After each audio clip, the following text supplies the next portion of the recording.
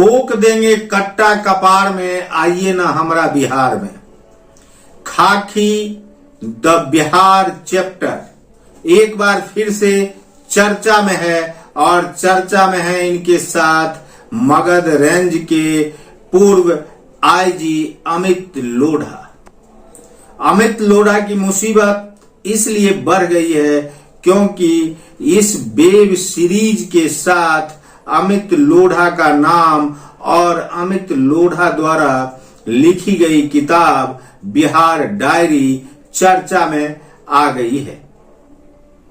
बताया जाता है कि कभी बिहार के सुपर कॉप कहे जाने वाले अमित लोढ़ा, जिन्हें मिला था वीरता पुरस्कार, राष्ट्रपति पुलिस पदक और आंतरिक सुरक्षा पदक, लेकिन इन पदकों के बाद अमित लोढ़ा ने एक किताब लिखी बिहार डायरी।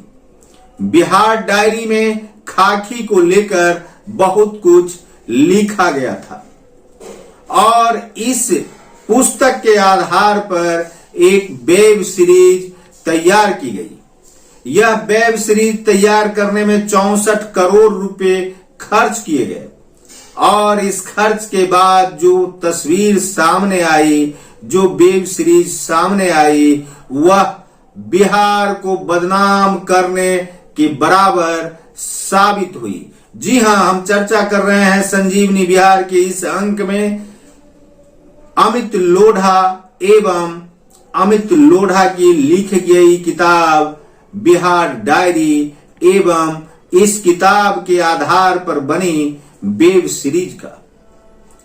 वेब सीरीज बनाने वाली कंपनी जो पूर्णतया अमित लोढ़ा के संरक्षण में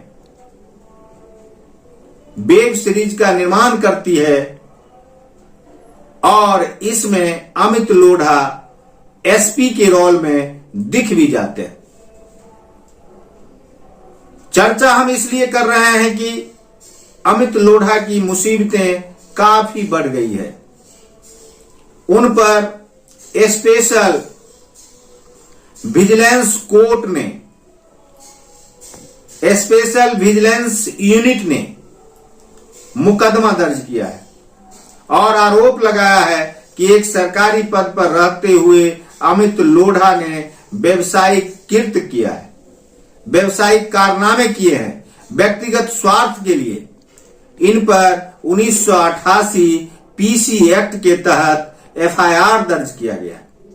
पीसी एक्ट अर्थात प्रिवेंशन ऑफ करप्शन एक्ट 1988 की धारा 13(1)(b) एवं RWRW 13(2) एवं RW12 2018 संशोधित अधिनियम 120B एवं 168 के तहत यह मामला दर्ज किया गया है।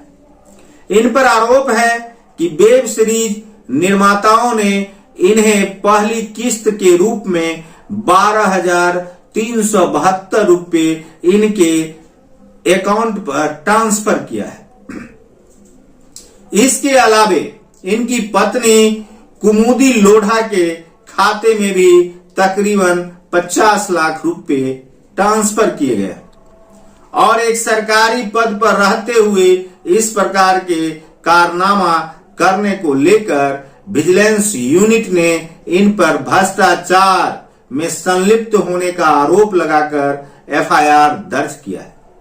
यह एफआईआर मुख्यमंत्री के आदेश पर दायर किए जाने की भी चर्चा है और आपको हम यह भी बता दें कि अमित लोढ़ा वर्तमान समय में निलंबित चल रहे हैं और इस मामले के दर्ज होने के साथ ही उन पर मुसीबतें बढ़ गई है।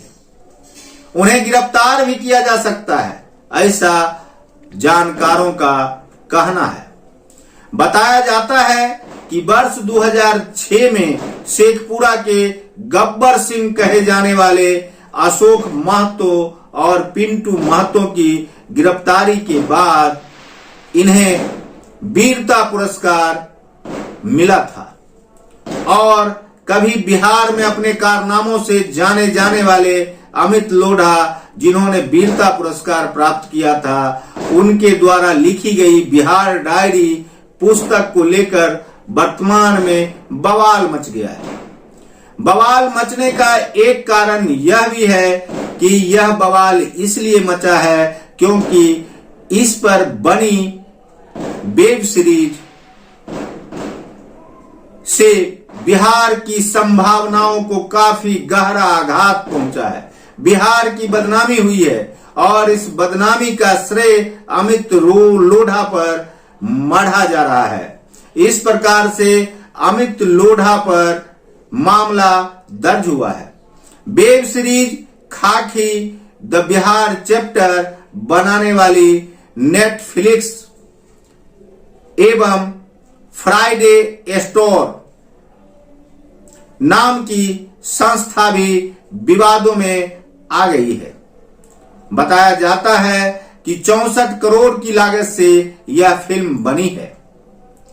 लोगों का मानना है कि अमित लोढ़ा, जिन्हें बिहार की जनता ने काफी सम्मान दिया और यह सम्मान उन्हें उनकी अपनी वीरता के लिए ही मिला था और वे एक वीर आईपीएस के रूप में जाने जाते थे, लेकिन इस वेब सीरीज के आने के साथ ही बिहार वासियों का मन अमित लोढ़ा के प्रति घृणा से झुक गया है।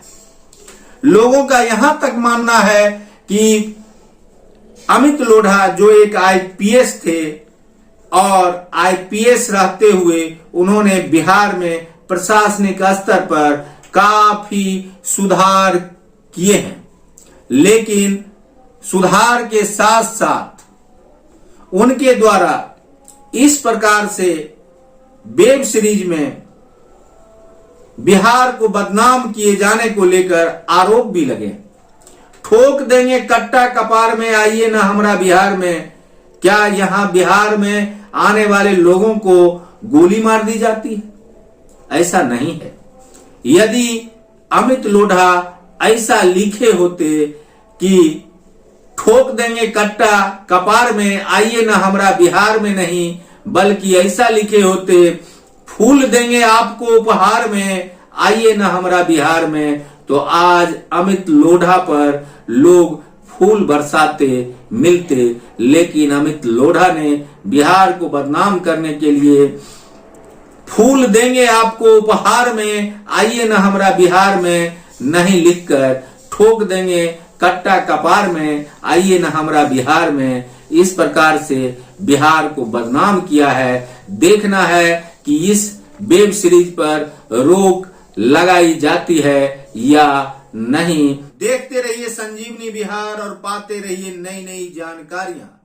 हम हैं संजीव कुमार सिंह और आप देख रहे हैं संजीवनी बिहार।